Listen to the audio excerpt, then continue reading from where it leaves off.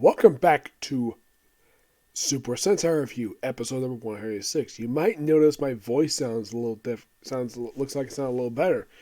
Yeah, that's because I was like a cough drop for 24 straight hours. That's some of the reason for it. So, with this particular episode, we are discussing episodes 26 to 31 of Go-onger. These are kind of odd episodes. The air pollution minister is briefly seen in 26, and then for the next two episodes, he disappears.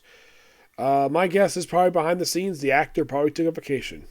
I have not found the reason for it. So, by the way, not a lot of monsters these episodes. Yeah, in 6 episodes. Do you know how many monsters show up spare time? Well,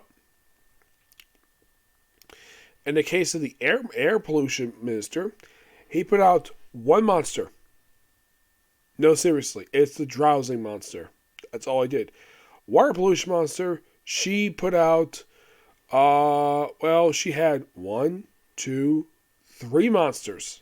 Wow. Yeah, really. 3 freaking monsters that were hers. And as for the air pollution minister, he put out freaking 1 monster. I'm not kidding about that. They put out freaking 1. By the way, 31 does not feature a monster that they create.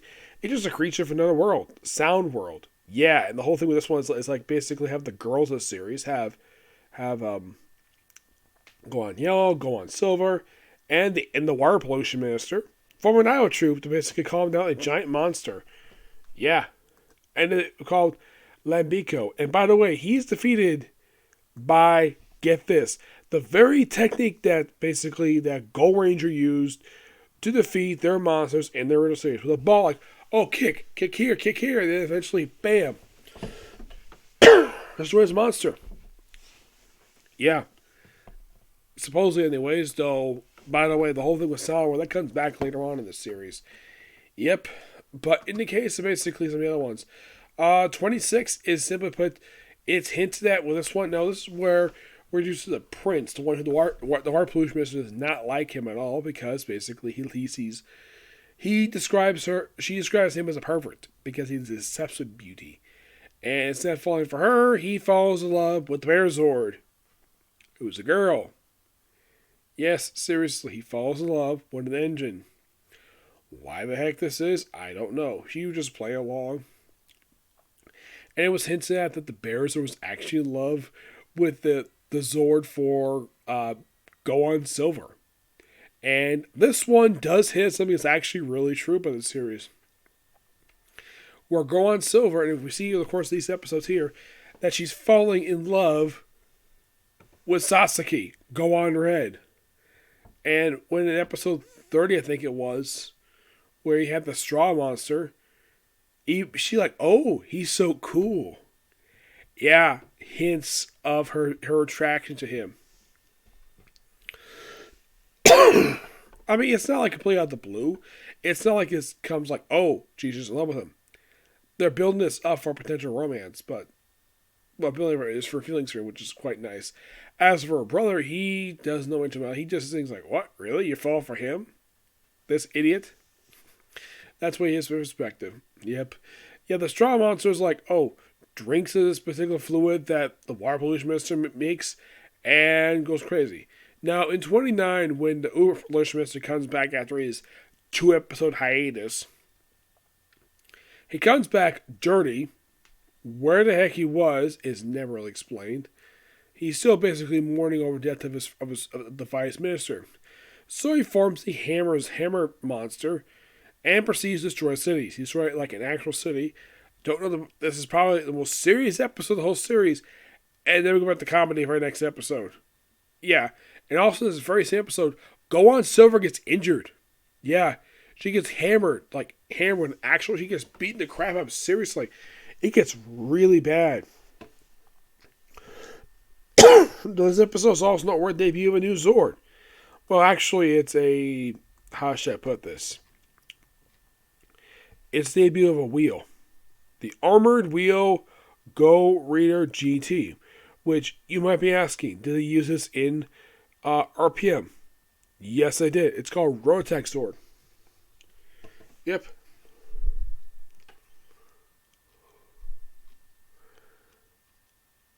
As for appearance makes appearance in this series, in RPM appeared for 4 episodes. No, seriously, 4 episodes, and that was it. Maybe it was due to how much he was featured here. And if you're curious, like,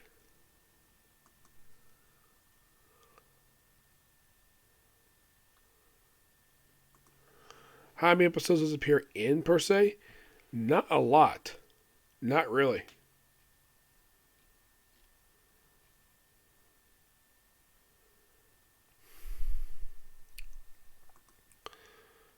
Yeah, that was the best thing. That was interesting about that one. The fact that he just debuts there, and he's basically, yeah. Oh, and yeah, they had this thing used to beat the Ham Monster. And Go-onger Silver gets a bit of character development here. And it's interesting though that I think it was in the love episode that basically Go-onger Silver was basically like go over to see how how Sasuke's doing. No, seriously, she basically just checks on him like she's almost like a girlfriend checking on a boyfriend. Very interesting episode that one was. That was like episode 26. 27 was a weird one. Oh boy. Yeah, let's have Go-onger Green cosplay as a girl. I am not kidding. And you might be curious, did they do this in RPM where they had basically dressed up as a girl?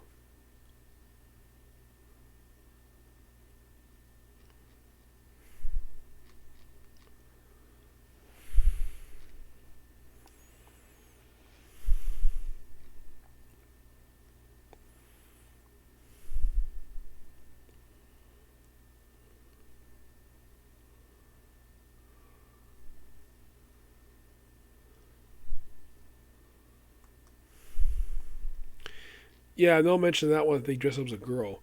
The whole thing of that one is like unleash a secret weapon that's going to devastate the world, and of course the person in charge is like, "Oh, these people are evil," and nope.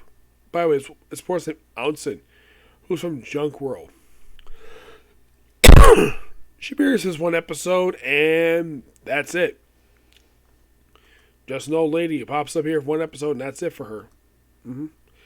Oh, and in the case of episode 28, this one is an interesting one. By the way, the whole thing when Blue Mystery comes back, that happens in episode 29. And 28 this is an interesting one. This one, they found out that Genpai, the Go-on Black, was never a detective. Nope, he resigned prior to becoming a detective. That's why it's like, oh, my ex-blood basically detecting this.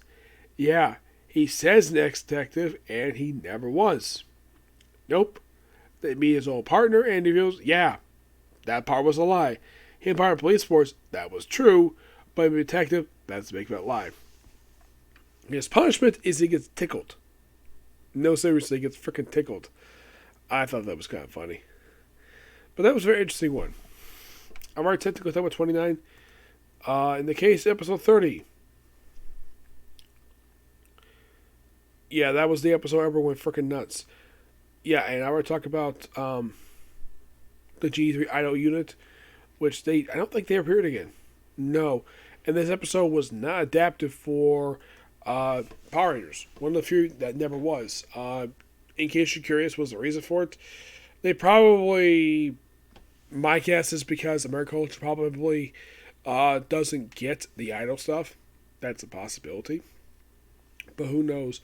And probably it would probably look awkward for Gemma, Summer, and Tanaya 7 to start singing an episode completely out of the blue. And of course become apparently good guys. Yeah, the Pollution Ministers are apparently act like allies in this one episode.